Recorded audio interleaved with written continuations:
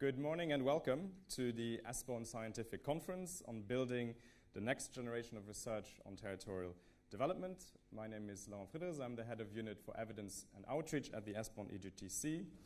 ESPON research inspires policymaking in the field of territorial development and cohesion.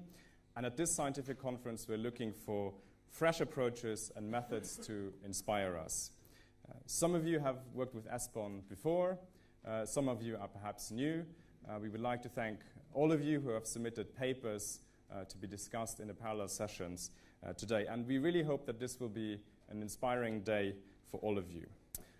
We are being live streamed, so in addition to all of you in the room, I would also like to welcome our online audience. Before we start, I have a few housekeeping notes that I would like to draw your attention to.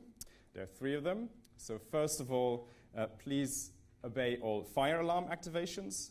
Should it be necessary to evacuate the building, all delegates should assemble in the lounge area where the fire wardens and conference services personnel will coordinate the evacuation and escort you to the evacuation point at Wesley's Chapel on City Road. The second point is, upon arrival, you were issued with a security pass. This allows you to enter and exit the building. And please keep it with you at all times, and when you leave, please hand it to the security staff. And then finally, there's a note to the speakers, which is very important because it's in very large letters on the note that I was asked to read out, and it says, please do not touch the projection screen as it is very fragile. So that's this particular screen, so please, all speakers, don't touch the screen.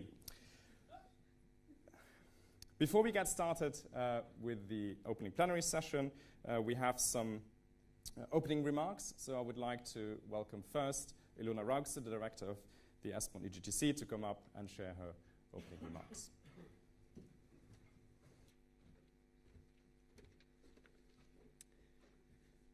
Ladies and gentlemen, colleagues, good morning, and a very warm welcome to the ESPON Scientific Conference.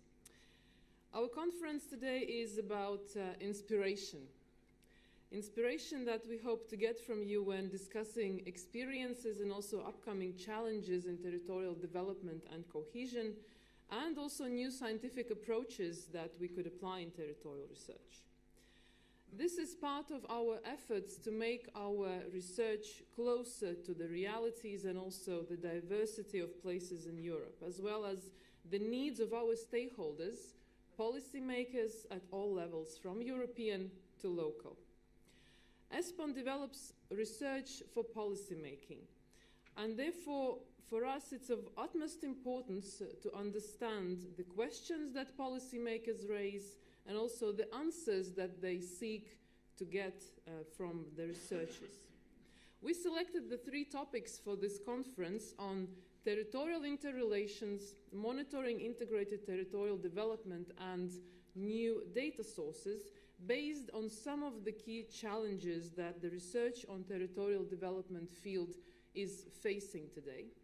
And those are very closely related to the current territorial development patterns. So let me dwell for a moment on some of those challenges in territorial development that require a new type of policy approach and therefore also needs a new type of territorial evidence. The speed of change in Europe in economic and social terms is accelerating. The economic geography in Europe is changing, accompanied by an increasing fragmentation of society and territories that implies growing costs for all and the real threat to integration. And this fragmentation is, of course, in part the result of the current economic and social developments in Europe. According to a baseline scenario developed by ESPON, disparities among European regions in GDP terms per capita are expected to increase over the next decades. This is a projection until 2035. And even if we see a positive development trend and a development pattern of reducing disparities among countries, and development trends risk to further accelerate regional disparities and increase intra- and inter-regional inequalities. And this is a very worrying trend. At the same time, places and economies become increasingly interconnected. social and economic developments in one place nowadays have major impacts on the development perspectives in other places. So administrative borders become less important, and functional areas of different sizes and characters shape territorial development in Europe. And these range from functional urban areas, cross-border regions, transnational regions, macro regions, to global integration zones. Links between places and the need to develop territories regarding their functional interdependencies implies that a single administrative territory, be it a municipality, a region, or a country, nowadays cannot disregard other places in policy development. Increasing flows and interdependencies among places require a new type of policy response, new strategic planning approaches, and also shared governance models that allow to address developments and needs of people beyond administrative borders at different functional geographical scales. Policymakers nowadays increasingly realize that they need to work together. As places become increasingly interrelated and people increasingly mobile, governments at all levels need to rethink their governance practices, and they need to connect with each other in order to ensure adequate policy responses that lead to increasing quality of life for European populations. But I have to say that in this new environment, policymakers are still quite blind. They are lacking not only data, but also the tools and methodologies to understand the flows and interconnections of places, and also transform this information into concrete policy measures. So they are looking for such tools, such as the ones ESPON is developing, to help them make fast but accurate decisions that can be based on evidence and data, ensuring smart and efficient use of public resources. And this brings us to the role of researchers. So how can research support policymakers, providing accurate, meaningful policy recommendations that can be adopted by the politicians and other decision makers? We know that our methodological tools are not sufficient anymore. Maps are not telling us the whole story anymore. They cannot portray relations and interconnections among different places.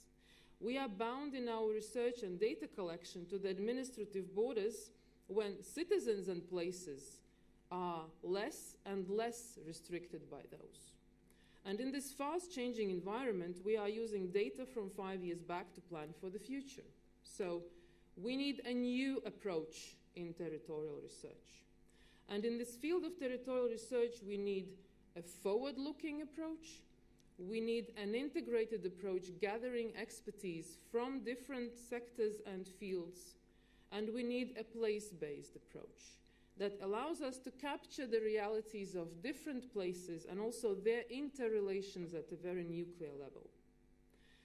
In ESPON, we are supporting the transition towards a new quality territorial research, but we also recognize that we are not alone out there in the field of territorial research.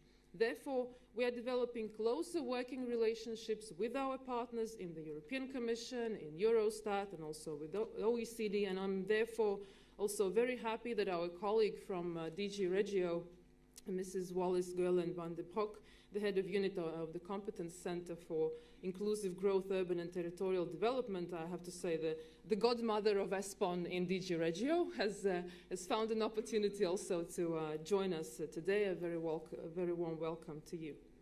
And we believe that it's really very important for us to pool resources together and to profit from the complementarities and avoid costly overlapping also in the field of territorial research.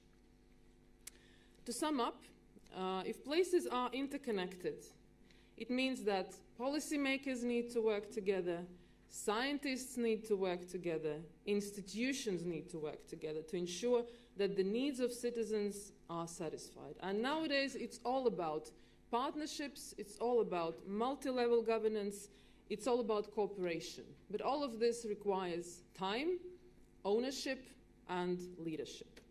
In ESPON, we have a very unique opportunity to promote this cooperation, to promote interaction and also networking of researchers and policymakers to develop high-quality territorial evidence and also policy advice.